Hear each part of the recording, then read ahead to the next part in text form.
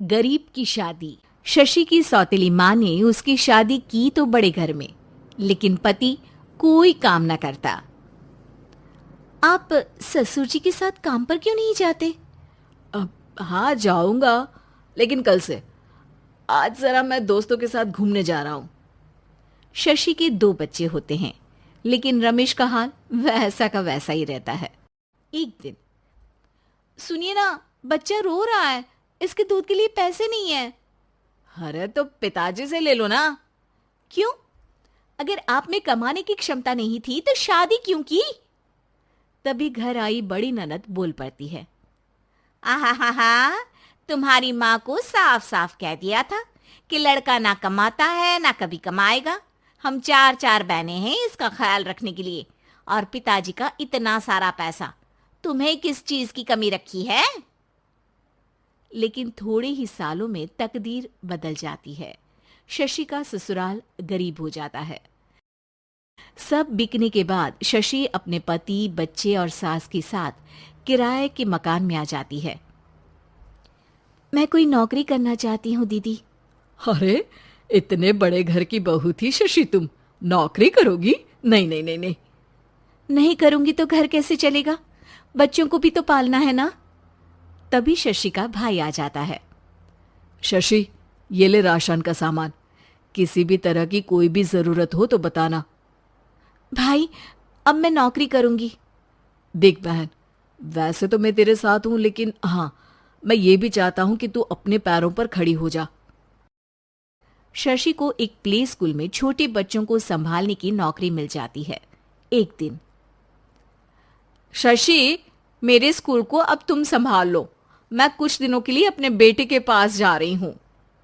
लेकिन play school अकेले मैंने कभी नहीं संभाला है। अब ये सब मैं नहीं जानती। इतने महीनों में तूने जो देखा, बस पूरे आत्मविश्वास के साथ उसे करना। शशि नीलम के जाने के बाद पूरे 1 महीने उसका स्कूल अकेले संभालती है, और फिर एक दिन आता है जब वो अपना खुद का स्कूल भी खोल लेती है। वाह शशि, तुमने आज मेरा सर गर्व से ऊंचा कर दिया। तुम्हारा यही आत्मविश्वास तुम्हें बहुत आगे ले जाएगा। नीलम, बहुत आगे जाने की चाह नहीं है, बस ये छोटा सा स्कूल मेरे बच्चों की अच्छी शिक्षा में मेरी मदद करे, यही मैं चाहती हूँ। शशि थोड़े थोड़े पैसों से ही अपना परिवार पाल रही थी। एक दिन उसके घर उसकी बड़ी ननद आती है। अरे भाभी, घर में कूलर तो लगा लेती, मेरी माँ को कैसे पंखे में लिटा रखा है? अरे तो शशि कौन सा एसी लगा कर सो रही है? वो भी तो यहीं रहती है ना मेरे पास। ज्यादा यहाँ आकर मेरी बहू को परेशान ना किया करो। हाँ हाँ, मुझे भी शौक नहीं है इस छोटे से घर में आने का। मैं तो बस ये बोलने आई थी कि मेरे बेटे की शादी है तो ननिहाल का जो नेग होता है वो ले आना। हाँ हाँ, जितना बनेगा कर देंगे, और ना हुआ ना तो वो भी नहीं करेंगे। तभी शशि बोल पड़ती है। अरे नहीं नहीं माँ जी, रीटा घर की बेटी है, उसके ससुराल वाले उससे शादी पर पूछेंगे कि मायके से क्या मिला। रीटा, तुम मुझे सामान की लिस्ट भेज देना, मैं पूरी कोशिश करूंगी कि तुम्हारी हर डिमांड को पूरा करे। अच्छा, मैं खाना लगाती हूँ। शशि ये बोलकर किचन में चली जाती है। धीरे धीरे कर शशि किसी न किसी तरह अपनी सारी ननदों की डिमांड भी पूरी करती, बच्चों की ख्वाहिशें भी, और उनकी पढ़ाई के लिए पैसे जोड़ती। एक दिन जब शशि का बेटा 12वीं पास करके आता है।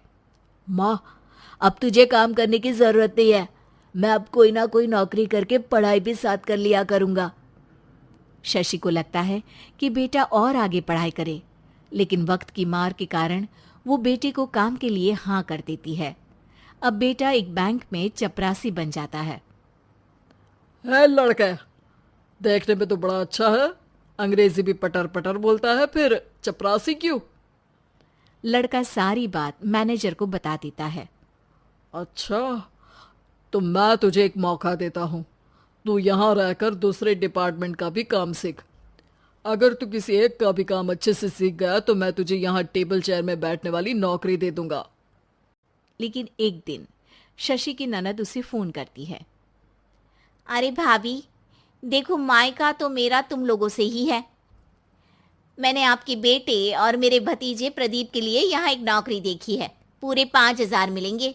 वैसे करता ही क्या है, चपरासी ही तो है ना। कोई बात नहीं रीटा, मैं उसे इस शहर के बाहर नहीं भेजना चाहती हूँ।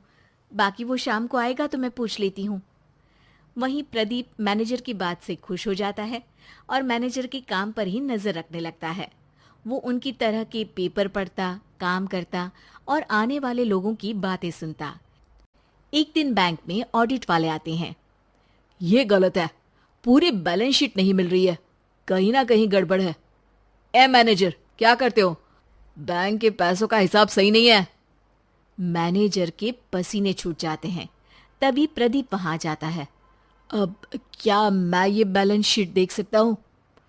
अरे बेटा मजाक नहीं, जाओ पानी लेकर आओ एक गिलास। प्रदीप मैनेजर को पानी लाकर देता है और फिर ऑडिटर से कहता है, देखिए सर, मैं आपको बता सकता हूँ कि कैसे बैलेंस शीट को आप लोग गलत तरीके से जोड़ रहे हैं। ऐसा बोलकर प्रदीप एक एक कर सारे डाउट क्लियर कर देता है। अरे हाँ, ये तो पॉइंट हमने देखे ही नहीं थे। गुड, कौन है ये बच्चा?